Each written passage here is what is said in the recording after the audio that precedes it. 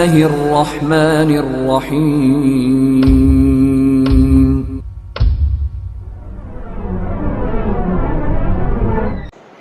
محترم حضرات، جس موضوع پر آج مجھے گفتگو کرنی ہے وہ موضوع ہے فتنوں کے دور میں ہم کیا کریں. اس موضوع کو کئی اعتبار سے سمجھایا جا سکتا ہے. عام طور سے اس موضوع پر جب گفتگو کی جاتی ہے تو جو سماجی برائیاں ہوتی ہیں ان میں سے چند برائیوں کو کلیکٹ کیا جاتا ہے کہ پردہ بے پردہ ہو گئے، خواتین، فحاشی، عرانیت عام ہے، شادی بیاہ کے مسئلے بڑے مشکل ہوتے جا رہے ہیں، اور اسی طریقے سے نوجوان نسل بگڑتی جا رہی ہے، سماج کے اندر گناہ بہت زیادہ ہوتے جا رہے ہیں. یہ تمام باتیں لوگوں کے سامنے رکھی جاتی ہیں اور ان کا حل بتایا جاتا ہے. لیکن آج میں ایک الگ سوچ سے اس موضوع پر بات کروں گا، ایک الگ انداز سے بات کروں گا. وہ انداز میں نے اس لیے اختیار نہیں کیا کیونکہ جس انداز پر میں انشاءاللہ کوشش کروں گا اللہ تعالیٰ مجھے اس کی توفیق دے کچھ طالب علم کو، وہ انداز اس لیے بے حد ضروری ہے کیونکہ اگر یہ بات آپ کو سمجھ میں آ گئی تو تمام باتیں سمجھ میں آ جائیں. دیکھیے، اس سلسلے میں نے سورہ انفال کی آیت پڑھی، آیت نمبر 25. اللہ تعالیٰ نے اس آیت کے اندر کہا ہے وَاتَّقُوا فِتْنَةً لَا تُصِيبَنَّ الَّذِينَ ظَلَمُوا مِنكُمْ خَاصَّةً، اور تم لوگ اس فتنے سے ڈرتے رہو جس کا اثر تم میں سے صرف ظالموں پر ہی نہیں ہوگا.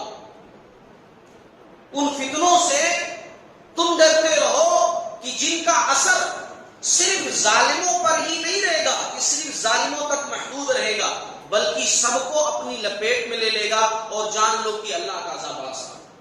اس آیت سے یہ بات سمجھ میں آتی ہے کہ فتنے جب آتے ہیں تو ایسا نہیں ہے کہ صرف غلط لوگ اس کا شکار ہوں، ایسا نہیں ہے کہ صرف ظالم لوگ اس کا شکار ہوں، بلکہ نیک لوگ، اچھے لوگ بھی فتنوں کے لپیٹ میں آ جاتے ہیں. اسی لیے اچھے لوگوں کو بھی فتنوں سے ہوشیار رہنے کی ضرورت ہے. اور فتنے یہ زندگی کا حصہ ہے. ہاں، یہ اللہ کا جو ہے قانون ہے کہ فتنے جو ہے اللہ رب العالمین بھیجے گا. یہ اللہ کا طریقہ ہے. اللہ نے قرآن میں کہا ہے وَنَبْلُوكُمْ بِالشَّرِّ وَالْخَيْرِ فِتْنَةً وَإِلَيْنَا تُرْجَعُونَ. سورہ انبیاء کی آیت ہے. اور ہم تمہیں آزماتے ہیں شر دے کر کے، خیر دے کر کے. ہاں، خیر بھی دیں گے، شر بھی دیں گے، آزمائش ہم کریں گے. ایسا ہو ہی نہیں سکتا ہے کہ دنیا کے اندر ہم نے تم کو بھیجا ہے تو تم کو آزمائے نہیں. وَإِلَيْنَا تُرْجَعُونَ، اور تمہیں لوٹ کر تم میری ہی طرف آنا ہے. پھر میں حساب لوں گا کہ کون بچا تھا، کون اس میں شامل ہوا تھا. تو فتنے یہ آئیں گے ہی آئیں گے. اور فتنے صرف برے لوگوں کو اپنے جال میں نہیں پھنساتے ہیں، تمام لوگوں کو پھنساتے ہیں. اچھا، فتنہ کہتے کس کو ہے؟ فتنہ آسان سے لفظوں میں کہوں، ہر وہ چیز کہ جس سے ہمارا ایمان مشکل میں پڑ جائے، ہمارا دین مشکل میں پڑ جائے، جو ہمارے دین کے لیے چیلنج بن جائے، جو ہمارے اخلاق کے لیے چیلنج بن جائے، جو ہماری اچھائی کے لیے چیلنج بن جائے، وہ فتنہ. جو ہمارے ایمان کو کھانے کی کوشش کرے، ہمارے ایمان کو ضائع کرنے کی کوشش کرے، ہر وہ چیز فتنہ. سیدھے سیدھے لفظ. اس کی مختلف شکلیں ہیں دنیا کے اندر. ایسی دولت کہ جس کے آنے کے بعد آدمی اپنے رشتہ داروں کو بھول جائے، فتنہ. ایسی دولت کہ جس کے آنے کے بعد جو ہے آدمی زمین پر ہی نہ ٹکے، آسمانوں میں اڑتا رہے، وہ فتنہ. دولت بری چیز نہیں ہے، لیکن جب آدمی کے اندر دولت آنے سے ایسی برائیاں آ جائیں تو اس کے لیے فتنہ ہے. ایسی شہرت کہ آدمی اپنوں کو پہچاننا بھول جائے، آدمی اس سے غلط فائدہ اٹھائے، تو وہ شہرت اس کے لیے فتنہ ہے.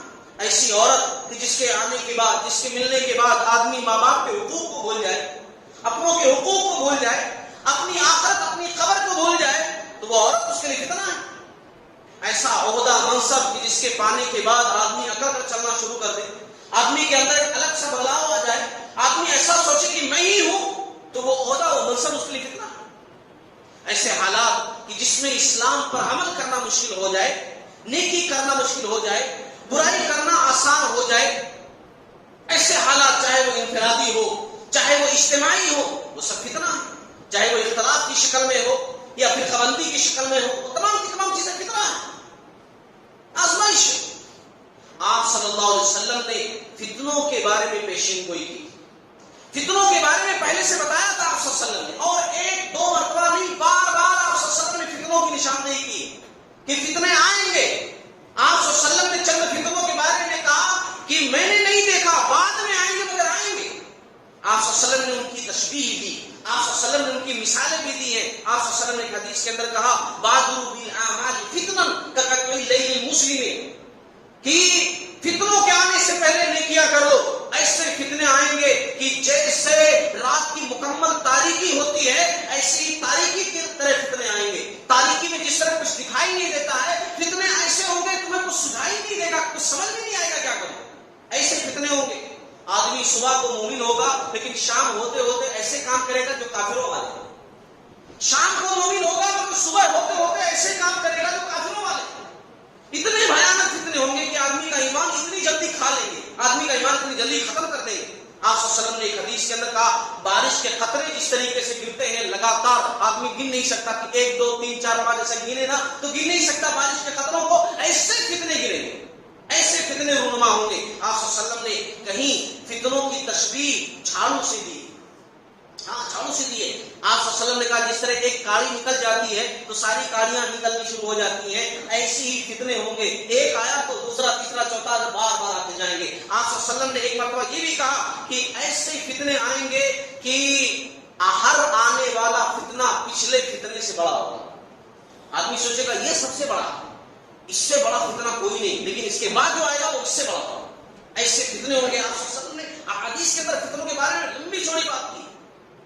اچھا فتنوں سے کیسے بچا جائے، ایک چیز، اور اگر ہو سکے، کیونکہ فتنوں کو ختم کرنا یہ آسان کام نہیں ہوتا اور سب کے بس کی بات نہیں ہوتی، ہر کوئی چاہے کہ فتنوں کو ختم کر دے تو سب کے بس کی بات نہیں ہوتی۔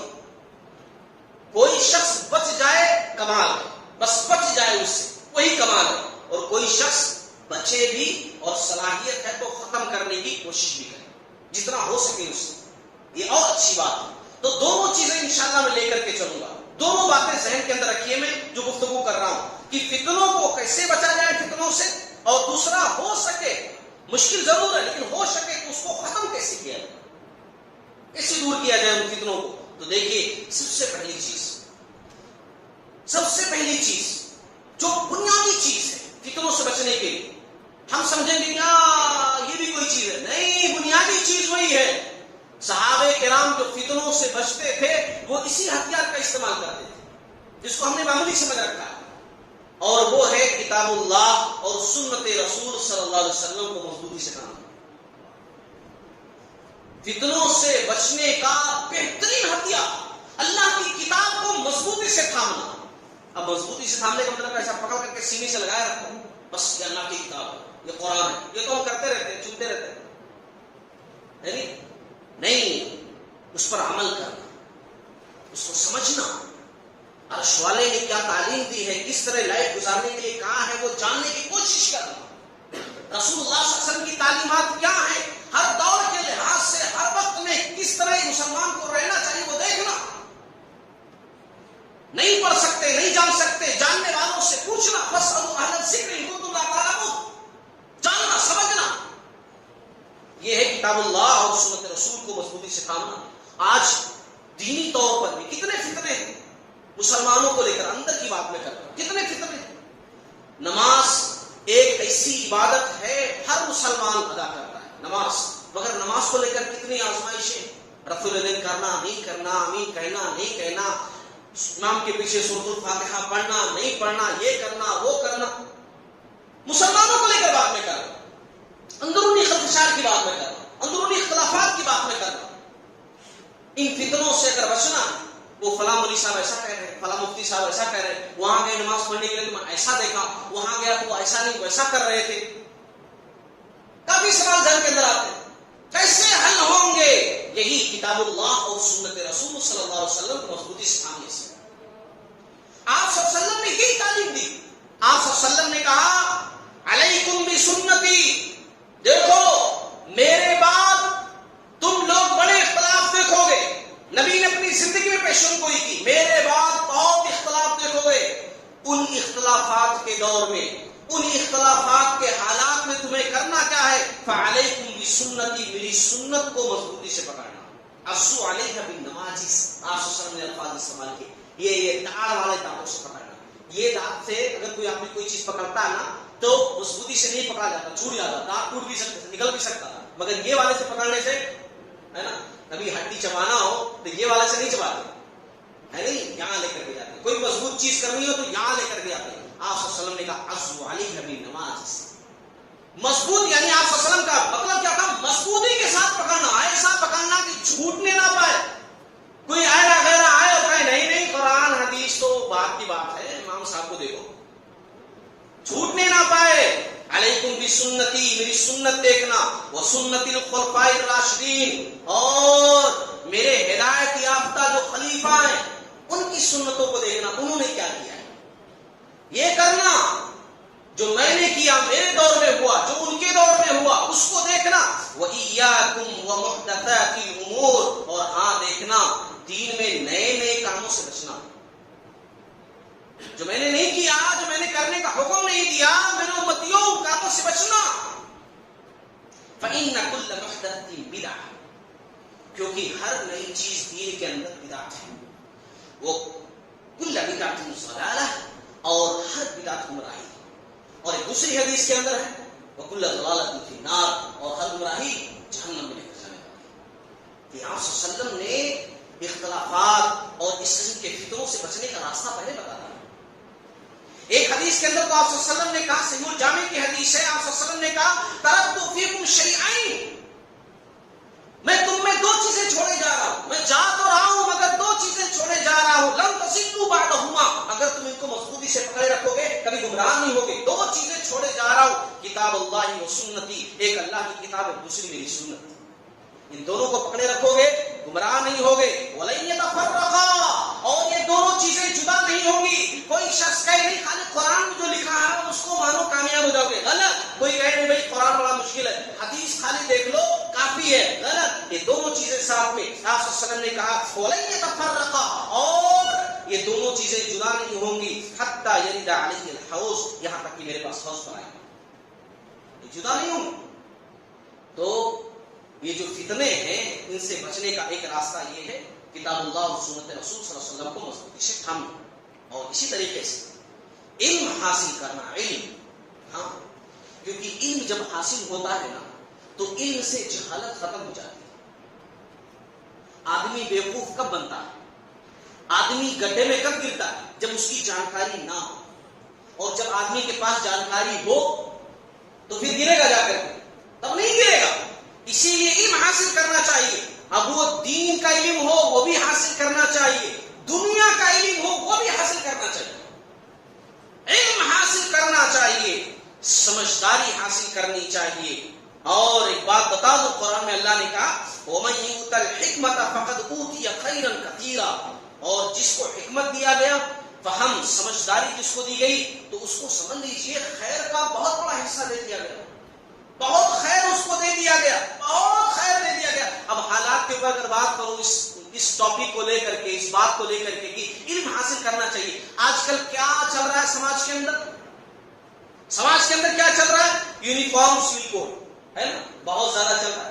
بھی کتنے سارے مسلمانوں کو یہی معلوم نہیں ہوگا یہ کون سی چڑیا ہے، یہ ہے کیا، لیکن چلانے کے لیے کہہ دو چلائیں گے۔ ہاں، معلوم علم نہ ہو اس چیز کے بارے میں، جانکاری نہ ہو، مگر پھر بھی کہو کہ چلو یہ کرنا ہے، بس کریں گے، اس کی جانکاری حاصل نہیں کریں گے، ہے نا، اس کی جانکاری کبھی حاصل نہیں کریں گے۔ دیکھو یونیفارم سول کوڈ، کچھ چیزیں مجھے بھی سمجھ میں نہیں آتی، شاید آپ لوگوں کو سمجھ میں آتی کہ بھائی سب کے لیے ایک قانون، سب کے لیے ایک قانون، ایسا لانا چاہتے ہیں کہ سب کے لیے ایک قانون۔ تو آج کا دو قانون ہے، ابھی تک کیا دو قانون تھے کہ میرے لیے الگ تھے، آپ کے لیے الگ تھے، ان کے لیے الگ تھے، ان کے لیے الگ تھے، سب کے کوٹ کچہری الگ الگ تھے، ایک ہی تو تھے نا. کوئی بھی چوری کرے تو چور کی جو سزا ہے سب کو سیم مل رہی تھی، کوئی قتل کرے تو قتل کی جو سزا سب کو سیم مل رہی تھی. چوری کوئی بھی غلط کام کرے تو سب کی سزا سیم ہے کہ نہیں ہے کہ سب کی الگ الگ ہے؟ نہیں نہیں، اگر یہ جو کرسچن کرے گا تو اس کی سزا الگ ہے چوری کی، مسلم کرے گا تو اس کی سزا الگ ہے، غیر مسلم کرے گا، ہندو کرے گا تو اس کی سزا الگ ہے، پارسی کرے گا تو اس کی سزا الگ ہے، جین کرے گا تو اس کی سزا الگ ہے، سکھ کرے گا تو اس کی سزا الگ ہے. سب کا الگ الگ تھا، سب کا سیم ہی تھا نا، سب کا سیم تھا. ہاں کچھ چیزیں ہوتی ہیں جو آئلی ہوتی ہیں، مطلب یہ کہ وہ چیزیں ایسی ہوتی ہیں کہ اپنی اپنی پسند کی ہوتی ہیں، کچھ چیزیں اپنی اپنی پسند کی ہوتی ہیں، اپنی شادیاں ہے نا، اپنے نکاح، اپنی چیزیں، کچھ چیزیں ہوتی ہے نا. اب یہاں کتنے لوگ ہیں ہے نا، کوئی کرتا کسی کلر کا پہن کر آئے ہیں، کوئی شرٹ کسی کلر کا پہن کر کے آئے ہیں. اب سب کو کہا جائے نہیں نہیں ایسا کیسا، ایک ہی کلر کا پہن کر کے آؤ، یہ کون سی بات ہے؟ یہ کون سا قانون ہوا ہے نا؟ یہ تو ایک ذاتی چیزیں ہو گئی، اس میں انٹرفیئر ہی نہیں کرنا چاہیے، اس میں دخل اندازی ہی نہیں دینی چاہیے. ہاں میں نے جانکاری حاصل کی اس بارے میں تو ایک چیز مجھے معلوم ہوئی کہ آرٹیکل 44 ایک کوئی ہے نا، اس کے تحت جو ہے اس میں یہ لکھا ہوا، قانون بنانے والوں نے جب قانون بنایا تو اس میں یہ چیز داخل تھی کہ سب کے لیے ایک جیسا قانون ہونا چاہیے. تو یہ ہوا کہ نہیں بھائی، سب کے پاس تو ایسا سیم قانون نہیں ہے، کسی کو رعایتیں دی گئی ہیں، کسی کو کچھ اور خصوصیات دیے گئے ہیں، الگ الگ کچھ چیزیں دی گئی ہیں کسی کو، تو ایک جیسا کیسے ہوا؟ حالانکہ کہنے والوں نے یہی کہا تھا سب کے لیے سیم قانون، اور ابھی تک سب کے لیے سیم ہی قانون تھا.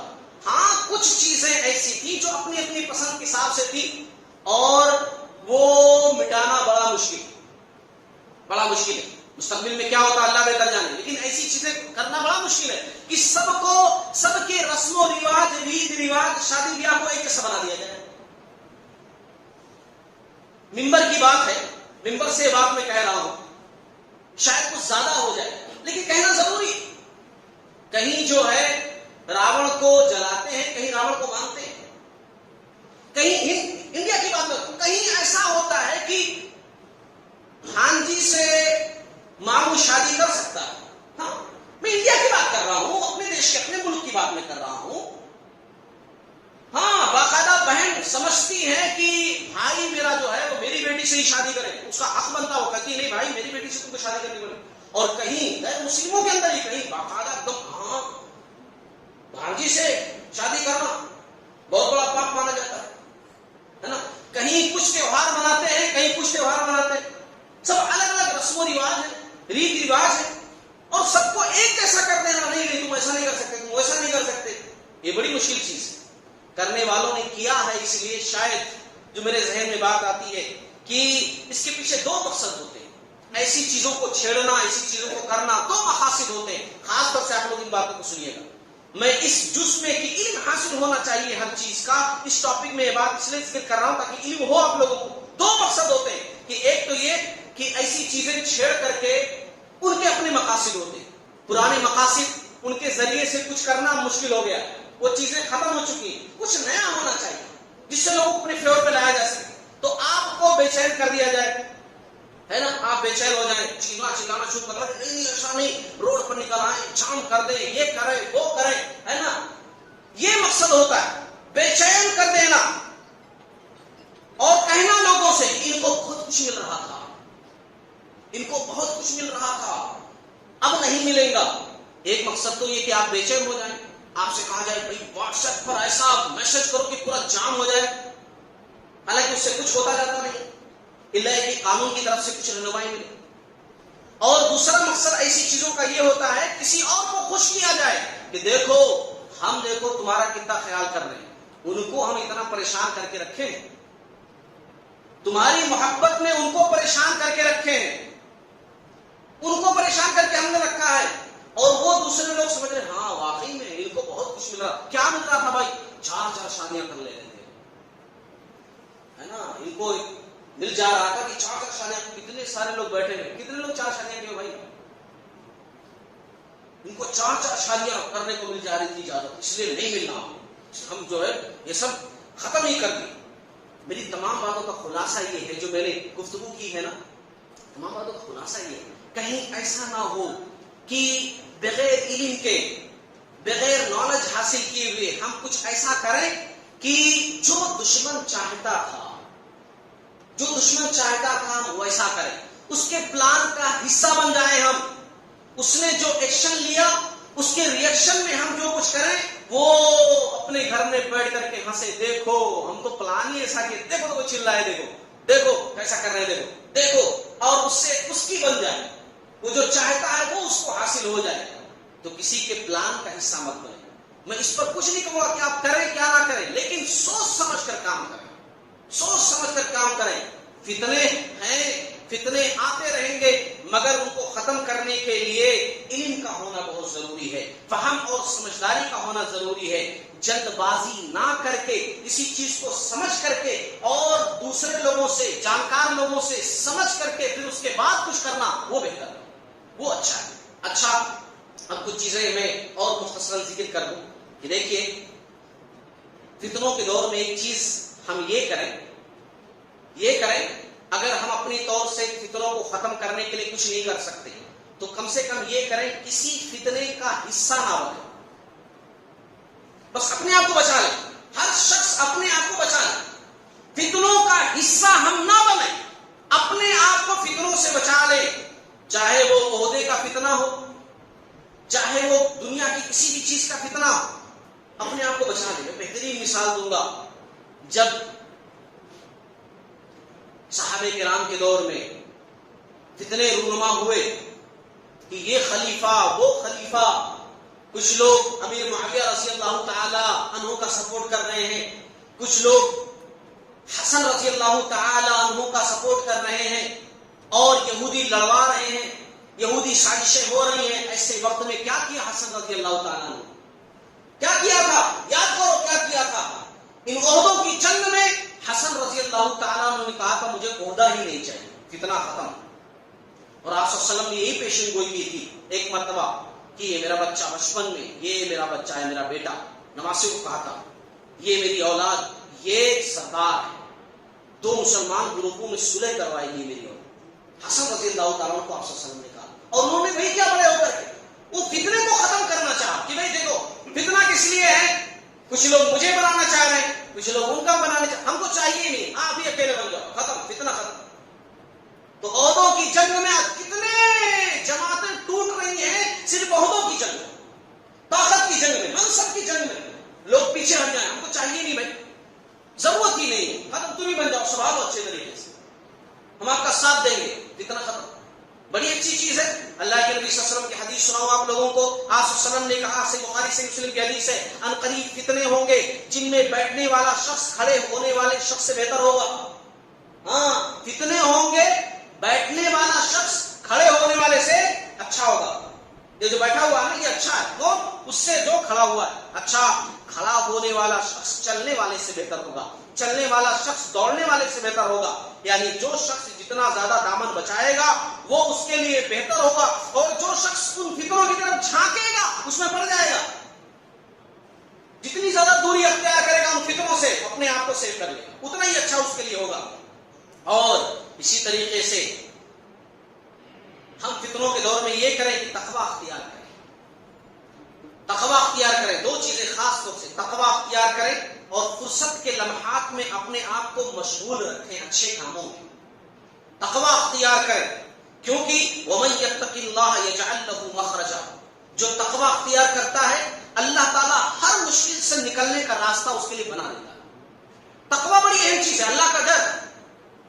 اور دوسری چیز، فرصت کا وقت ملے تو اس کی چغلی اس کی چغلی، لوگ فتنے کم کرتے۔ ابھی آپ دیکھو، بزرگ لوگ معاف فرمائیں، میں نے اپنی زندگی، مختصر سی زندگی میں یہ دیکھا ہے کہ ان مساجد میں زیادہ فتنے ہوتے ہیں کہ جہاں بزرگ لوگ زیادہ ہوتے ہیں۔ کیوں؟ ان کے پاس کام زیادہ نہیں ہوتا، فرصت کے لمحات زیادہ نہیں ہوتے۔ اکثر حیدرآباد وغیرہ کی مسجدوں میں نے دیکھا، باقاعدہ دیکھا کہ زیادہ تر فتنے ان کی طرف سے رونما ہو رہے ہیں۔ کیوں؟ کیونکہ ان کے پاس کام نہیں ہے، اب ریٹائر ہو چکے ہیں، گھر میں بھی کوئی خاص کام نہیں ہے، تو اب مسجدوں کے اندر آ کر کے پرابلمس کریٹ کرتے ہیں۔ میں سب کی بات نہیں کر رہا ہوں، میں نے جو دیکھا بیان کر رہا ہوں، اس لیے بیان کر رہا ہوں کہ دیکھو فرصت کا لمحہ ملے نوجوانوں کو، بزرگوں کو، سب کو کہہ رہا ہوں اچھے کاموں میں لگاؤ، بیٹھے مت رہو، کیونکہ خالی ذہن شیطان کا گھر، خالی ذہن رہے گا تو کچھ نہ کچھ شیطان کرواتا رہے گا. اسی لیے فرصت کا لمحہ جو ہے وہ اپنے آپ کو مشغول رکھنا چاہیے. دو حدیثیں سناتا ہوں اس بارے میں. اللہ کے نبی صلی اللہ علیہ وسلم نے فرمایا اغتنم خمسا قبل خمس، 5 چیزوں کو غنیمت جانو 5 چیزوں کے آنے سے پہلے. 5 چیزوں کو اپنے لیے بیٹر، اپنے لیے اچھا سمجھو قبل اس کے کہ 5 چیزیں تمہارے پاس آئیں جو تمہارے لیے نقصان دہ ہیں. وہ 5 چیزوں کو غنیمت سمجھو. کون سے 5 چیزیں؟ شبابک قبل حرمک، اپنی جوانی کو غنیمت جانو بڑھاپے کے آنے سے پہلے. جوانی کو دیوانی مت بناؤ، جوانی کو غنیمت جانو بڑھاپے کے آنے سے پہلے. اور دوسری چیز وہ صحتک قبل سقمک، اپنی صحت کو غنیمت جانو بیماری کے آنے سے پہلے. صحت ملی ہے اچھا کام کرو، اپنے گھر والوں کے لیے کام کرو، اپنے بچوں کے لیے کام کرو، اپنے بچوں کے واسطے محنت کرو. قبل اس کے کہ بیمار ہو جاؤ اللہ کی عبادت کرو، اپنے آخرت کی تیاری کرو قبل اس کے کہ بیمار ہو جاؤ، محتاج ہو جاؤ. تو دوسری چیز صحت کو غنیمت جانو بیماری کے آنے سے پہلے. تیسری چیز وہ غنا کا قبل فقر کا، اپنی مالداری کو غنیمت جانو فقیری آنے سے پہلے. اور چوتھی چیز وہ فراغ کا قبل شغل کا، اور اپنے فرصت کے لمحات کو غنیمت جانو اپنی مشغولیت کے لمحات کے آنے سے پہلے. جو فری ٹائم مل رہا ہے اس کو غنیمت جانو قبل اس کے کہ مشغول ہو جاؤ. ٹائم ہی نہ ملے عبادت کرنے کے لیے، ٹائم ہی نہ ملے بچوں کے ساتھ گزارنے کے لیے، تو فرصت کے لمحات کو غنیمت جانو. اور 5ویں چیز وہ حیات کا قبل موت کا، اور اپنی زندگی کو غنیمت جانو موت کے آنے سے پہلے. یہ 5 چیزوں کو غنیمت جانو 5 چیزوں کے آنے سے پہلے. دوسری حدیث اس بات میں جو سناؤں گا بڑی پیاری حدیث ہے جو میری اس بات کو کلیئر کر دے گی. جس کانسیپٹ سے میں سمجھا رہا ہوں آپ لوگوں کو کہ فرصت کے لمحات ملے تو چغلی میں، غیبت میں، فتنہ میں، اس کی لگانے بجھانے میں، یہ سب کرنے کے بجائے اچھے کام میں لگاؤ. اپنی دنیا بنانے کے لیے، اپنی آخرت بنانے کے لیے اس میں لگاؤ ٹائم. فرصت کا لمحہ یوں ہی ضائع مت کرو. عقبہ بن عامر رضی اللہ تعالیٰ عنہ کی حدیث ہے ترمذی کی. یہ آپ صلی اللہ علیہ وسلم کے پاس آئے اور آ کر کے کہا، کیا کہا یا رسول اللہ صلی اللہ علیہ وسلم من نجات، نجات کس طرح ممکن ہے؟ نجات کس طرح ممکن ہے؟ میں برائیوں سے بچ جاؤں، آخرت کی پریشانیوں سے بچ جاؤں، کیسے ممکن ہے یہ؟ من نجات کیسے ممکن ہے؟ تو آپ صلی اللہ علیہ وسلم نے کہا کہ دیکھو اپنی زبان کو قابو میں رکھو. پہلی چیز اپنی زبان کو قابو میں رکھو. دوسری چیز آپ صلی اللہ علیہ وسلم نے کہا فرصت کے لمحات میں اپنے گھر کے اندر رہو. فرصت کا لمحہ ملے وہاں جا کر گپے ماریں گے. کیوں؟ کیونکہ وہ 4 لوگ آئیں گے کسی کی برائی بیان کریں گے اور آپ ان کے ہاں میں ہاں ملائیں گے، یا آپ جائیں گے پوری رپورٹ لے کر محلے کی، ان کو سنائیں گے، وہ ہاں میں ہاں ملائیں گے. یہ کیا نیکی ہے؟ یہ گناہ ہی ہے نا. تو اسی لیے فرصت کے لمحات اپنے گھر میں گزارو. اور تیسری چیز اگر نجات چاہیے اپنی غلطیوں پر خوب زیادہ آنسو بہاؤ. رو اور اپنے رب کے سامنے آنسو بہاؤ. جو غلطیاں تم سے ہوتی ہیں وہ دھل جائیں گی، ختم ہو جائیں گی. نجات اس طرح ممکن ہے. یہ آپ سے سمجھ میں آتا ہے نجات اس طرح ممکن ہے. تو یہ جو میں بتا رہا تھا نسخہ کہ فتنوں کے دور میں تقویٰ اختیار کرنا اور فرصت کے لمحات کو اچھے کاموں میں بتانا. ایک آخری بات کہہ کر اپنی بات ختم کرتا ہوں کہ فتنوں سے بچنے کے لیے اللہ کی پناہ طلب کرنی چاہیے. ہاں، اللہ کی پناہ طلب کرنی چاہیے، کیونکہ اللہ رب العالمین پناہ دے دے تو اس سے بڑھ کر کوئی پناہ نہیں، اس سے بڑھ کر نجات کا کوئی راستہ نہیں، اس سے بڑھ کر نجات کا کوئی ذریعہ نہیں. اللہ سے دعائیں مانگنی چاہیے. آپ صلی اللہ علیہ وسلم کی حدیث ہے تعوذوا باللہ من الفتن ما ظہر منها وما بطن. تم اللہ رب العالمین سے فتنوں سے بچنے کے لیے پناہ طلب کرو. ان فتنوں سے بھی بچنے کے لیے دعا کرو کہ جو ظاہر ہیں، ان فتنوں سے بھی بچنے کے لیے دعا کرو جو ظاہر نہیں ہے، چھپی ہوئی. اور اللہ رب العالمین نے تو آپ صلی اللہ علیہ وسلم کو باقاعدہ حکم دیا. اللہ نے حکم دیا پیارے نبی صلی اللہ علیہ وسلم کو کہ اے نبی آپ باقاعدہ نماز کے بعد یہ دعا پڑھیں. اللہ نے حکم دیا نبی صلی اللہ علیہ وسلم کو کہ اے نبی نماز کے بعد یہ دعا آپ مانگیں. کون سی دعا مانگیں؟ اللہم انی اسألک فعل الخیرات. اے اللہ میں تجھ سے نیکیوں کا سوال کرتا ہوں. اے اللہ میں تجھ سے نیکیوں کا سوال کرتا ہوں. وَتَرْكَ الْمُنْكَرَاتِ، اور اے اللہ میں تجھ سے برائیوں سے بچنے کا سوال کر رہا ہوں. وَحُبُّ الْمَسَاكِينِ، اور اے اللہ میں چاہتا ہوں کہ تو میرے دل کے اندر مسکینوں کی محبت ڈال دے. دنیا والوں سے، مالداروں سے تو ہر کوئی محبت کرتے ہیں ان کی دولت کی وجہ سے. صاحب آپ کو ہم بہت چاہتے ہیں دولت کی وجہ سے، صاحب ہم آپ کی بڑی عزت کرتے ہیں دولت کی وجہ سے، لیکن مسکینوں کی محبت میرے دل کے اندر ڈال دے. وَإِذَا أَرَدْتَ بِعِبَادَتِكَ فِتْنَةً فَأَقْبِضْنِي إِلَيْكَ غَيْرَ مَفْتُونٍ، اور جب تو اپنے بندوں کو فتنوں میں مبتلا کرنے کا ارادہ کرے تو مجھے اس فتنے میں مبتلا کیے بغیر میری روح کو قبض کر. فتنے میں اللہ مبتلا مت کرنا، اٹھا لینا وہ منظور ہے، تیری مرضی، اٹھا لینا مجھے، میری روح قبض کر لینا، مگر فتنوں سے مجھے بچا لینا، فتنوں میں مجھے پڑھنے مت دینا. یہاں صلی اللہ علیہ وسلم کو کہا گیا تھا کہ نماز کے بعد یہ بھی اذکار میں شامل کرو. حالانکہ سلام پھیرنے سے پہلے کے جو اذکار ہیں نا اس میں بڑی دعائیں ہیں فتنوں سے بچنے کی. اللہم انی اعوذ بک من عذاب القبر، واعوذ بک من فتنة المسیح الدجال، واعوذ بک من فتنة المحیا والممات. کتنی دعائیں کہ اے اللہ میں فتنے دجال کے فتنے سے تیری پناہ چاہتا ہوں، میں زندگی اور موت کے فتنے سے تیری پناہ چاہتا ہوں، من المعتم والمغرم، میں قرض کے فتنے سے تیری پناہ چاہتا ہوں، زندگی کے مشکلات کے فتنوں سے تیری پناہ چاہتا ہوں. کتنی دعائیں ہیں، مگر اللہ امت محمد صلی اللہ علیہ وسلم ہم کو فرصت ہی نہیں ہے. ذرا سی نماز لمبی ہو جائے تو پھر امام صاحب سو گئے تھے کیا؟ ہاں امام صاحب سو گئے تھا، اتنا امام صاحب سو گئے تھے کیا؟ دعائیں پڑھو، اتحیات پڑھو، درود شریف پڑھو، اس کے بعد دعائیں پڑھو. ایک دعا یاد ہے، بار بار اس دعا کو پڑھو. دعا کی قبولیت کا وقت ہے وہ. یہ ساری دعائیں سلام پھیرنے سے پہلے پڑھنی چاہیے. دعا کی قبولیت کے اوقات میں سے سلام پھیرنے سے پہلے کا وقت ہے بہترین وقت جب اللہ دعائیں قبول کرتا ہے. سلام پھیرنے کے بعد کا وقت ہے جس میں اللہ دعائیں قبول کرتا ہے. اللہ سے دعائیں مانگو، مگر فرصت نہیں. سلام پھیرتے بھاگ جاتے ہیں، ایسا لگتا قید میں تھے، زنجیروں میں جکڑے ہوئے تھے، ابھی فرصت ملی ہے، بھاگو جلدی سے ورنہ پھر بند کر دیا جائے گا. یہ چند باتیں تھی جو میں نے آپ حضرات کے سامنے رکھی. اختصار کے ساتھ میرا آج کا عنوان تھا فتنوں کے دور میں ہم کیا کریں. اللہ تعالیٰ سے دعا اللہ تعالیٰ ہم تمام لوگوں کو کہنے سننے سے زیادہ عمل کرنے کی توفیق عطا فرمائے. اللہ تعالیٰ ہر قسم کے فتنوں سے ہماری حفاظت فرمائے. فتنہ دجال جو بہت بڑا فتنہ ہے، اللہ تعالیٰ ہماری حفاظت فرمائے، ہمارے نسلوں کی حفاظت فرمائے. باری تعالیٰ قرض کے فتنے سے ہماری حفاظت فرمائے. ملک کے حالات جو بد سے بدتر ہوتے جا رہے ہیں، اللہ تعالیٰ ان مشکلات سے ہماری حفاظت فرمائے. باری تعالیٰ زندگی اور موت کے فتنوں سے ہماری حفاظت فرمائے. ہر قسم کے فتنے جو ہیں اللہ تعالیٰ ان تمام فتنوں سے ہماری تو حفاظت فرمائے. جو ہمارے بھائی بیمار ہیں، پریشان حال ہیں، ابھی ہمارے بھائی نے ذکر کیا کہ ان کے گھر میں ایک بچے کی طبیعت خراب ہے، اللہ تعالیٰ دعا اللہ رب العالمین بچے کو صحتیابی عطا فرمائے، شفائے کاملہ عاجلہ عطا فرمائے. باری تعالیٰ جو کاروبار سے جڑے ہیں انہیں حلال روزی کمانے والا بنائے. حرام رزق سے اللہ تعالیٰ محفوظ فرما دے. کاروبار میں برکت عطا فرما دے.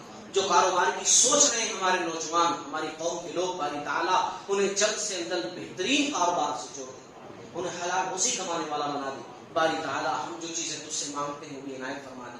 جو چیزیں نہیں مانگ پاتے ہیں، بھول جاتے ہیں، اے اللہ تعالیٰ ہمارے حق میں اگر وہ خیر ہے، بہتر ہے، وہ بھی عنایت فرما دے. آمین. وآخر دعوانا الحمدللہ.